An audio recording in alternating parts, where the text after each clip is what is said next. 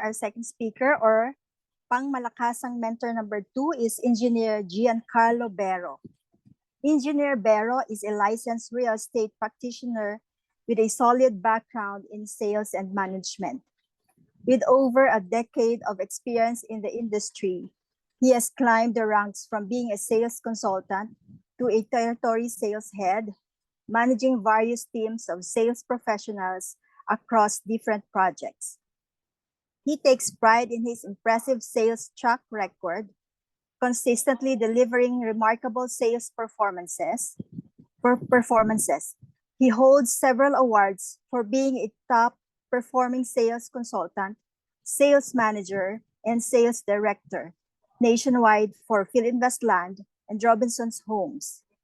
He is a two-time PRC board top-notcher, ranking first in 2023 Real Estate Board licensure examination and third in 2022 Real Estate Appraiser license examination.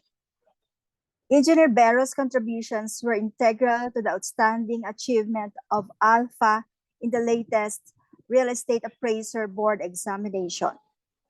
The students benefited greatly from his exemplary mentoring sessions, during which he shared invaluable tips and tricks to help them prepare and excel in their exams. His expertise and eagerness to see students excel have made him an ideal mentor for Alpha's board review program. His education: BS Real Estate Management, Lyceum of Alabang in 2022.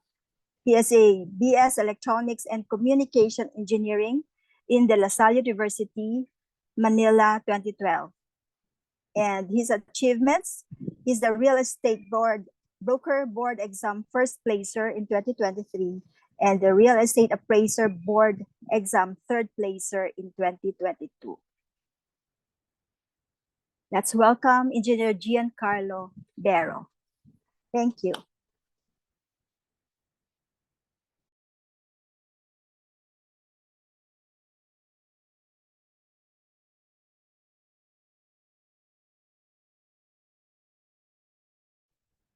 Ayan, hello. Naka-unmute na. Good morning. Sabi nga sa real estate. Can you guys hear me? Can I have a thumbs up if okay na ako? Naka-unmute na ako. Ayan. All right, thank you guys.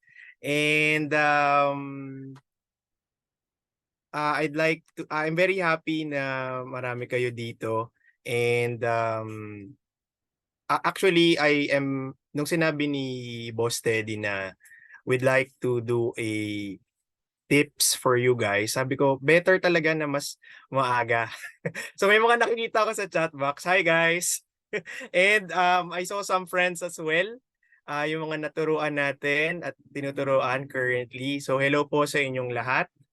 Okay? And ang tawag dito? Sir Teddy, naka-present na ba yung slides natin? Okay. Anyway, pa-shout out naman daw. Ang dami nyo eh. Sige. So hello everyone. Ayan. Anyway, so enough about myself. Siguro kwentuhan ko na lang muna on what happened. Actually, I was not expecting any placements. I just wanted to pass the board exams. And actually si appraiser tinake ko kagad siya after graduation. Pero ang mas pinakakailangan ko in terms of my work was the licensed broker exam. Anyway, so I'll start with the first slide. So Sir Teddy. Okay. Pinaka-important muna natin for me, I think, is the mindset. Sabi ko sa sarili ko noon, I wanted to pass. Pero mas importante, kailangan ko. Kailangan ko yung license because if nabasa niyo yung RESA, nadaanan niyo na yung RESA, there is a certain portion there that before you had a division in the corporate practice of real estate, you must be a licensed broker. So basically, kailangan ko siya kasi baka matanggal ako Baka matanggal pala ako sa trabaho. So kailangan ko siya. So desperado ako. And basically, yun yung motivation ko in terms of preparing for the board exam. And I actually had the first PRC exam, which is the electronics engineering exam. So nakapag-take na ako nun. So I know, in a way, I know what to expect during the board. And for that, nag-prepare ako ng 6 months. And then for the appraiser's exam, yung first ko, siguro mga 4 months preparation. Then nagulat ako na nag-place. So yung mga galingan ng appraiser's exam ng nakaraan at magbo-broker's exam, you know what I'm talking about? Yung pag nakaupo na kayo, ang gusto mo na lang, sana tama tong sinagot ko. So siguro ang magiging tip ko guys for sa inyo, for in terms of mindset, if you want hindi naman yung nakaka-pressure, we have to have a mindset na you should have as many sure answers as possible. Hindi maiiwasan na magmi-minimize muna kayo doon. Hindi rin maiiwasan na ano ba 'to? Ano ba 'to question na 'to? So during the preparation stage, it's still early maaga pa. We still have I think 6 months left. Tama ba ako? So November, December, January, February, March, April. So mga less than 6 months left. So at least kahit papaano siguro ang mindset natin, kailangan natin mas marami tayong pag nakaupo na tayo, mas sure answers. So ibig sabihin nun dapat makapagbasa na tayo. And ultimately, dapat we have no regrets. Okay? No regrets. Gawin na natin lahat ngayon. Ito yung panahon na you still have time, you still have opportunities for the upcoming board exam. So we must say to ourselves, after na paglabas natin, I think cinema, baka Manila Bay pa rin, tsaka sa Ayala, ano nga ba yung sa North? Nalimutan ko yung sa North area Sa Ayala, or after paglabas ng testing centers, we must be able to ourselves na no regrets. So importante yung mindset right now in preparation for the board exam. Okay? Yung kung magtatap man, bigay ni Lord. Okay, pwedeng swerte ka doon sa iba mong hula. 'Di ba? Pwedeng naaral mo talaga siya. But at the end of the day, for me, we must have as many sure answers as possible dun sa pag-take natin ng exam. And right now, prepared tayo that we should be able to say to ourselves, no regrets. Okay? So next slide, Sir Teddy. So basically, ang preparation naman, you have to study smart. Definitely, nadaanan naman natin sa BSREM lahat ng mga dadaanan sa review. But, kagaya nung sabi ni Sir Vince, we must know the syllabus by heart because doon lang din naman siya yung mga topics na iti-take natin. And ako, in preparation for the broker's exam, kasi nga nakapag-appraiser's exam na ako I know my weak points. Kaya ko yung computation, wala akong problema. So ang ginawa ko na for the broker's exam, doon na ako sa mga hindi ko naaral prior. So doon ako nag-start. I started with the land use plan, not land use. I started with the agri laws. Kasi hindi ko siya nadaanan talaga prior. Pero in terms of computation, hindi na ako nag-compute in preparation for the broker's exam. So nag-allocate talaga ako ng time for those weak subjects that I have. And then, okay makinig sa reviews, pero at the end of the day, please have time for self-study. Itong pyramid of learning, basically, as you can see dun sa topmost portion, pag nakikinig tayo sa lecture, 5% mare-retain sa atin kasi maaalala natin yung boses. Pag nag-self-study tayo, for example, reading, nagbasa tayo, another 10% yon. So important yung self-study period. Definitely, pag may audio-visuals, you are, ano tawag dito? Visual learner, makakatulong yun sa'yo para matandaan mo. Because the broker board exam is, I think, labanan ng matatandaan pag nakaupo na. For me, yun yung mga matatandaan mo, tama ba to? Parang nabasa ko to parang familiar siya. So doon ka na magsa-start ng ano tawag mo doon, pipili ka na or mag-eliminate ka na from the choices. So importante yung retention natin malinaw. If ever then, you will be able, mas matatandaan na natin kapag nag-demonstrate tayo, and then we form groups, no, nag-group discussion tayo. Actually, mas naalala ko sa board yung mga pinagtatalunan namin ng mga classmates ko. Tama ba 'tong sagot na 'to dito? Sigurado ka? Anong source niyan? Anong source niyan? So, yun yung mga natatandaan ko actually. Hindi na yun matatanggal sa inyo lalo na 'pag pinagdebatihan ninyo. So, important na sumali rin tayo sa mga groups. And if ever that you have an opportunity to teach, better yon kasi mas deeper yung understanding nung doing it and teaching others. As you can see sa pinakababa nung pyramid natin, if you help others, you will be able to retain more. Kasi kesa nakikinig ka lang na nagre-receive ka lang ng information, which is the lecture portion, or nagre-receive ka ng information dun sa reading portion, if you teach it to others, hindi naman kailangan classroom yung i-teach mo. Pwede yung friend mo, 2 or 3 kayo. Actually, I have, for the Brokers Board exam, I have a group na 5 kami, na 3 kami, na 10 kami. Iba't ibang ano, iba't ibang mga group of friends and review mates. So doon nagbabatuhan kami ng information. And if you teach them, you help them, mas nare-retain 'yon sa iyo. Okay? So again, unlike the appraiser's exam na computation, I think the broker's exam is really more of reading, nabasa mo, understanding, and application. Okay, hindi siya yung identification type eh. It is which is the best solution. Parang ganun. Parang ganun yung format ng question. So better talaga yung deep understanding, and better talaga na right now as early as 5 months before the board, we still have ample time. Okay? So sige, next Sir Teddy, next slide. And hindi ko naman sinasabi na ano, ayoko ko yung i-pressure masyado.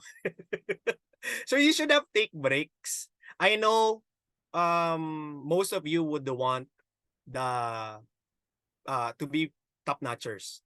And I know pinipressure nyo na yung sarili nyo. So hindi na ako mag-a-add doon. Okay? So, but remember, please take breaks. Kailangan pa rin ng 8 hours of sleep natin. And we have to manage our anxiety. Ngayon, wala pa. Wala pa yan. Hindi pa kayo nakinakabahan. Siguro mga ano, kailan ba ako kinabahan nun? Mga 2 weeks before. Hindi, a month. Ayan. Magsa-start yan a month before. A month before, tapos 3 weeks before, tapos 2 months before, tapos a night before. Hindi ko na, ano ba pwede kong sabihin dito sa manager anxiety? Siguro, wag mo na kayo bumili ng mga, ano yun, Sleepasil na yan, at saka mga calm something. Ano na lang, pagdating na lang, doon na lang sa week, kasi doon talaga titindi. Pero right now, have confidence. You still have time. You still have time. Ako, I started November pa mag-aral. Ngayon, wala pa akong ginagawa nun after the appraisals exam. Wala lang, ano lang ako. So November ako nag-start mag-aral talaga. And please have enough rest. Kasi, bakit ngayon have enough rest? Kasi pagdating ng 2 weeks before, ayaw nyo na mag-rest. Kasi feeling kulang pa. Okay? And plan out your study times and break times. Like me, I'm working. So my study time really then was from 7 o'clock to 10 p.m.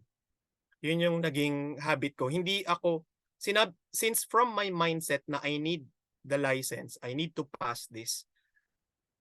At sabi ko dapat no regrets ako paglabas ko ng exam venue.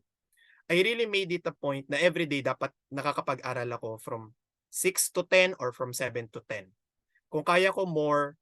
So it is really yourself, sinasabi mo sa sarili mo na kailangan mo to. Yun. Okay? Pero again, take breaks pa rin ha, and enjoy life pa rin. So next, Sir Teddy.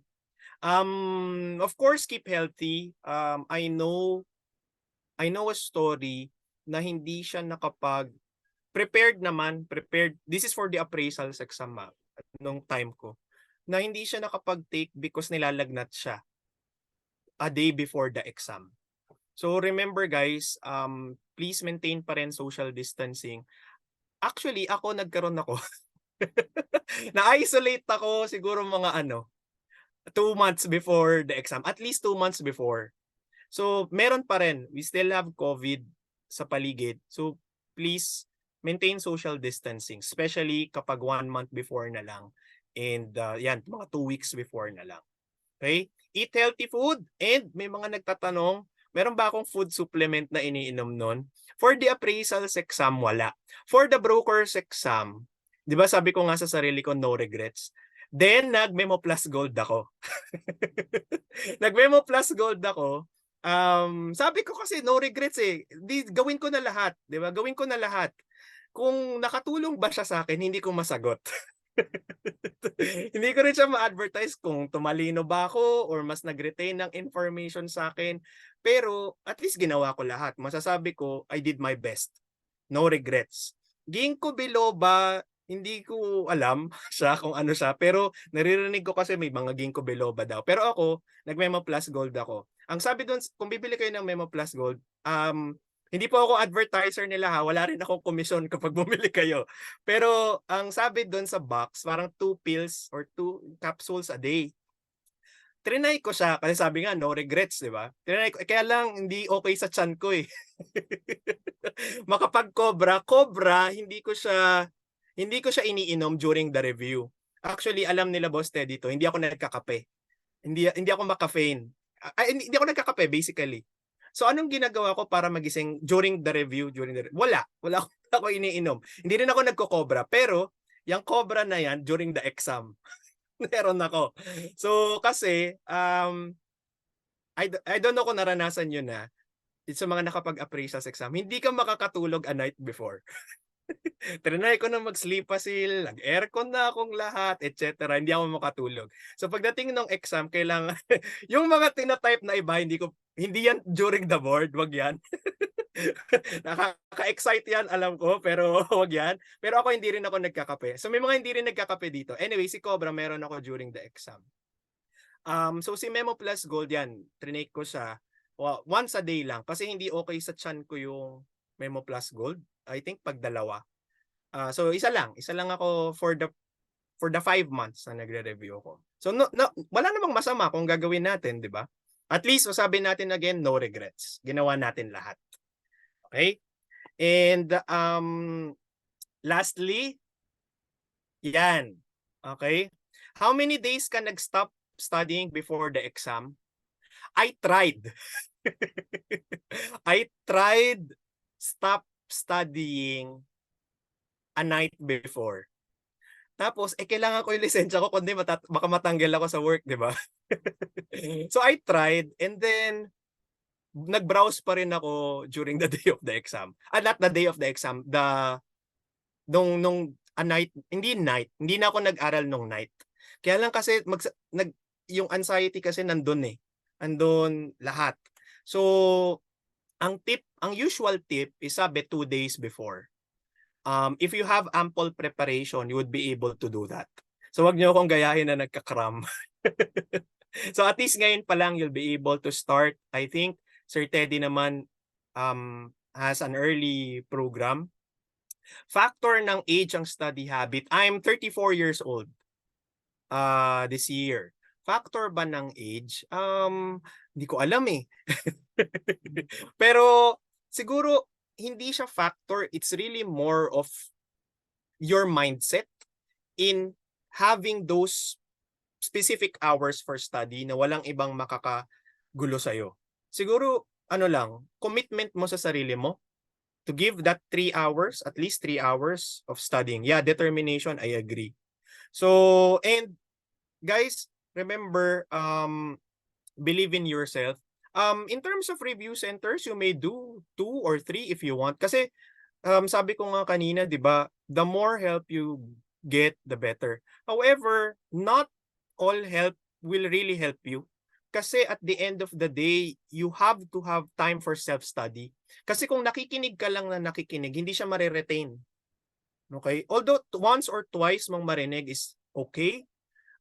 Pero kung sobrang dami na niya, magiging counterproductive na siya. Kasi, again, kung ano naman yung nasa syllabus, yun lang din naman yung dapat aralin. Okay? So, anyway, again, please have time for self-study. Kasi yun talaga for me, yung magko-connect the dots. Some review centers may say na ito yung tamang sagot for this type of question. Some review center will argue that this will be that. Pero at the end of the day, ikaw pa rin yung uupo dun sa loob ng exam. So you need to have ample time for your self-study. Okay? Ito na yung last slide ko for everyone. Believe in yourself. So wala namang ibang uupo doon kundi kayo. Tayo yung uupo doon sa venue. Believe in yourself and trust the Lord, because once you do your best, you will be able to say the no regrets, then God will do the rest. Okay? Thank you, everyone.